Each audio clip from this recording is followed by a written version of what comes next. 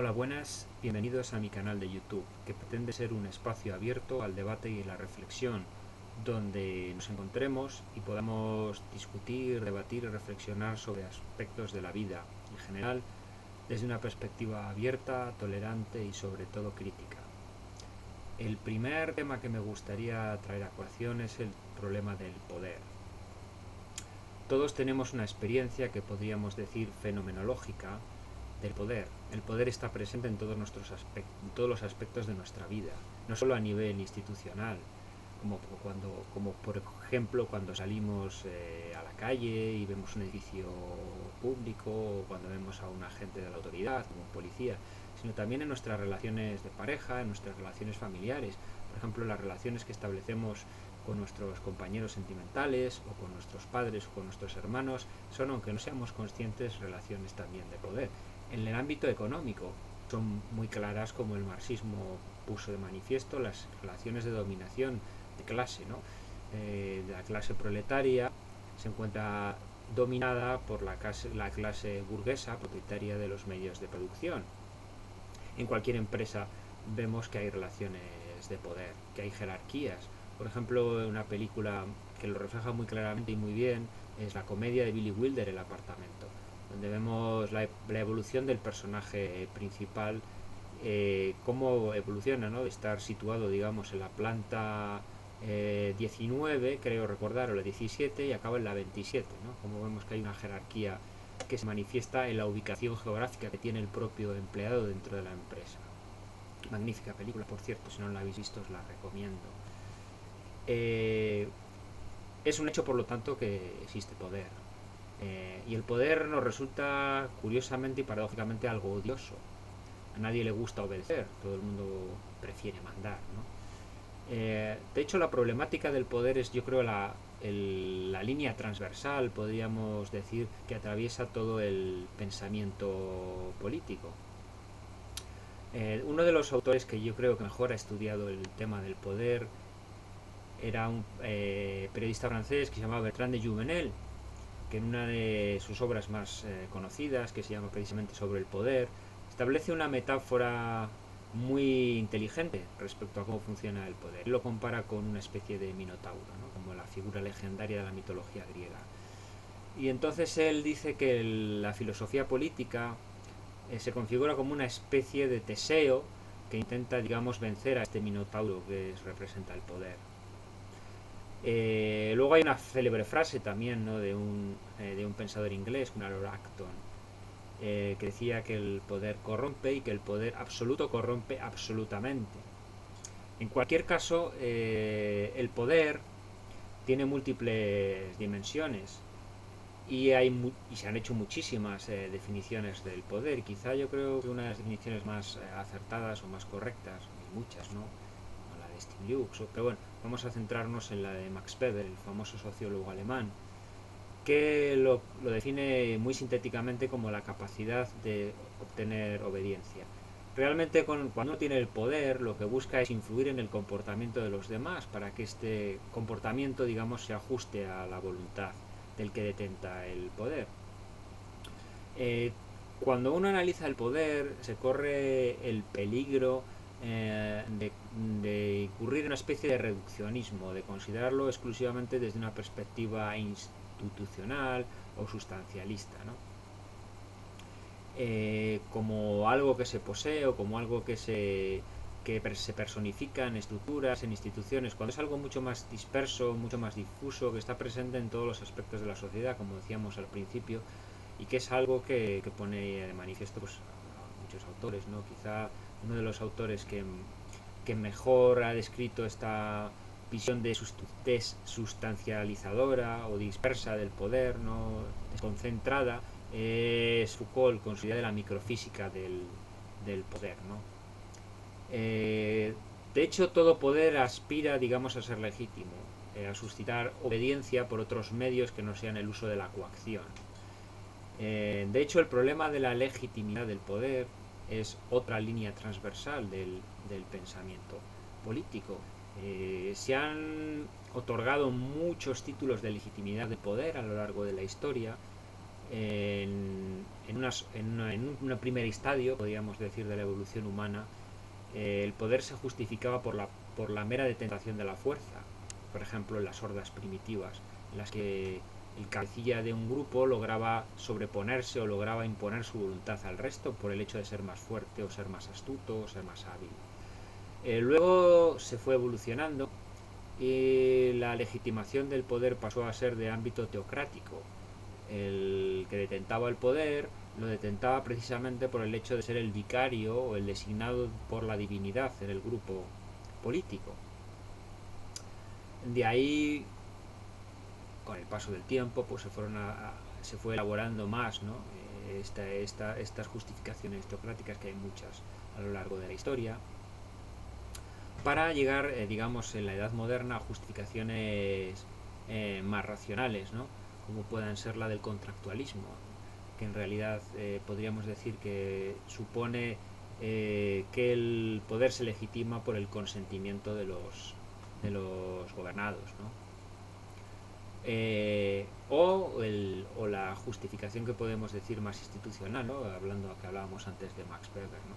Por el hecho de que el poder se institucionaliza, regulariza los procedimientos a través de los cuales se ejerce, regulariza las posiciones de poder, cómo se accede a ellas, etcétera. Uno de los aspectos más curiosos del poder es que, aunque está presente, también ha habido pensadores o ha habido tendencias en la historia de la humanidad a considerar que el poder per se es algo odioso y que debe ser eliminado. Son las versiones que podríamos decir anarquistas, ¿no? Que consideran el poder algo odioso y cualquier forma de autoridad una agresión a la libertad humana, ¿no? Esta reflexión sobre el poder me lleva a reflexionar sobre uno de los grandes mitos, yo creo, de la modernidad, o un mito del constitucionalismo moderno, como es el mito de la división de poderes, como una especie de remedio cuasi taumatúrgico frente al poder y su tendencia, digamos, a convertirse en algo arbitrario o algo omnímodo. Generalmente no abundan los análisis, digamos, filosóficos acerca del principio famoso principio de la división de poderes, formulado según algunos por el barón de Montesquieu en su célebre obra El espíritu de las leyes. Como decía antes, no abundan demasiado los análisis filosóficos.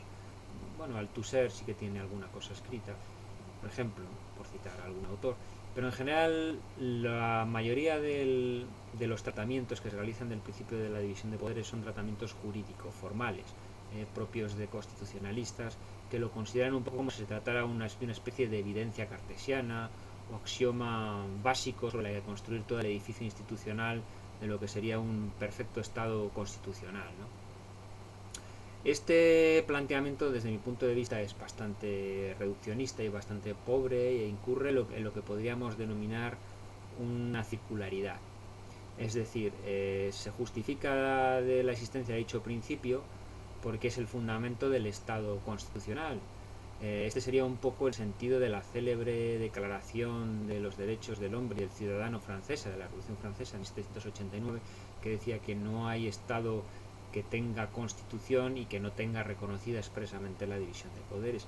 Pero, como decía antes, se incurre en una cierta circularidad, porque al mismo tiempo que se incurre, o sea, se invoca el principio de división de poderes para justificar la existencia de un Estado constitucional, se dice que hay un Estado constitucional porque hay división de poderes, con lo cual evidentemente es una petición de principio que se dice lógica. Luego también hay un cierto dogmatismo político al respecto, es decir, se considera como algo evidente o como algo necesariamente bueno que exista división de poderes, sin reflexionar un poco acerca de la relación dialéctica que existe entre la democracia y la división de poderes, que precisamente, como veremos posiblemente en vídeos posteriores, es un intento doctrinal, digamos, de corregir los excesos de la democracia, que era un concepto que es un concepto ahora muy estimativo y también muy bien considerado por todo el mundo, pero no era así. En la mayoría de la historia del pensamiento, las concepciones acerca de la democracia no eran excesivamente positivas. porque quizá la experiencia democrática de la antigüedad más célebre, la de la talasocracia ateniense, pues acabó no demasiado bien, ¿no? Entonces podríamos decir que la división de poderes funciona un poco como si se tratara de una especie de mito político. La idea de mito ha sido muy estudiada por psicólogos, por sociólogos y también por antropólogos, ¿no? Hay reflexiones muy interesantes de antropólogos funcionalistas como Malinowski, pero yo creo que el autor estructuralista que mejor ha tratado el tema del mito es el francés Lévi-Strauss. Básicamente podríamos decir que un mito es una narración legendaria que intenta justificar una situación actual y que intenta al mismo tiempo legitimarla. Entonces en la división de poderes intenta ser una especie de contrarrelato a este relato inicial, el que hablábamos de esa tendencia omnímoda del poder a expandirse, a convertirse en algo arbitrario y por lo tanto en algo abominable. Entonces se ve en la figura del barón de Montesquieu una especie de célebre Teseo, podríamos decir, que fue capaz de hibridar esa naturaleza expansiva y autoritaria del poder y encauzarlo a través de una compleja ingeniería, podríamos decir, mecánica newtoniana de la división de poderes, ¿no? La mejor forma de evitar los excesos del poder es dividirlo, de forma que cada uno de los poderes del Estado establezcan pesos y contrapesos entre ellos, de forma que ninguno se convierta en predominante y pueda, digamos, sojuzgar a los demás, y de esta manera sojuzgar a los ciudadanos. Esta es la formulación clásica que subyace en la mayoría de los análisis jurídicos acerca del principio de la división de poderes y que parte de una visión errónea de la obra del barón de Montesquieu, El espíritu de las leyes, donde no se establece con un carácter ahistórico y atemporal dicho principio, sino que se analiza desde una perspectiva naturalista, sociológica e historicista. Lo que analiza el barón de Montesquieu en su libro El espíritu de las leyes es las distintas formas de gobierno que se han dado a lo largo de la historia y cómo éste las relaciona con las características peculiares de climáticas, sociológicas y geográficas de cada uno de los países que él va analizando en su magnífico libro.